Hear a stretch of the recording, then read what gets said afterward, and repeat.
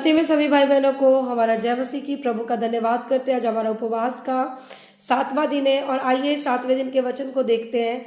आज का वचन है मत्ती 4 अध्याय उसकी 9 और 10 आयत को देखेंगे।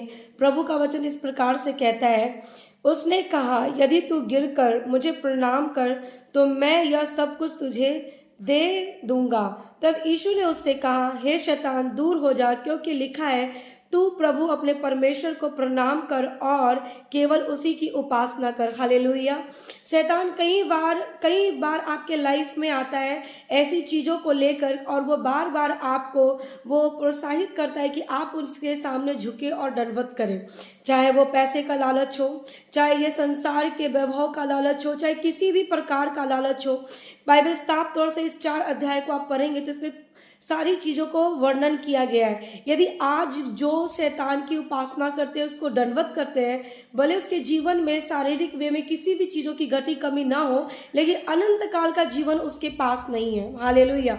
आज बहुत सारे लोग परमेश्वर को ना जानने के कारण उनके जीवन में शांति भी नहीं है, लेकिन जो परमेश्वर पर विश्वास करते हैं, मैं और आप जो मसीह भाई बहन प्रभु पर विश्वास करते हैं, उनके पास शांति है, अनंत जीवन है। हालेलुया। और वो परमेश्वर की व्यवस्था से हमेशा क्या होते हैं? खुश होते हैं, प्रसन्न होते हैं। प्रभु का वचन ये बहुत मुझे छुआ। ये वचन, प्रभु का वचन कहता है, तू अपने परमेश्वर को प्रणाम कर और केवल उसी की उपासना कर। हालेलुया।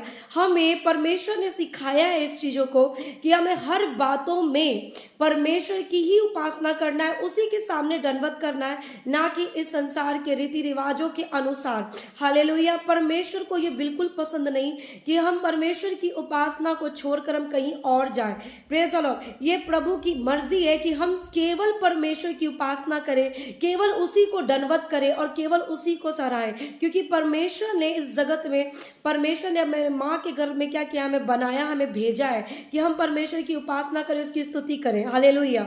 और ये परमेश्वर का इच्छा है। हमें इस संसार के सारे वैभव से, सारे रीति रिवाजों से, हर एक प्रकार की संसारिक अभिलाषाओं से अपने आप को बचाना है। यदि आज हम इस संसार के अभिलाषाओं में हैं, आज यदि हम संसार की किसी भी ऐसी पापों में फंसे हुए हैं जो परमेश्वर की दृष्टि में वो गुनाह है, तो हमें आज प्रभु कहता है उससे बाहर निकलने के लिए। हालेलुया।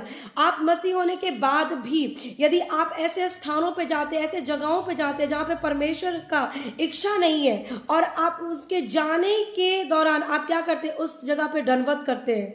भले आप उसके सामने प्रणाम नहीं कर रहे, दंडवत नहीं कर रहे हैं, उसकी महिमा नहीं कर रहे हैं, लेकिन अगर आप उस जगह पे उपस्थित हैं तो आपने परमेश्वर को क्या किया है?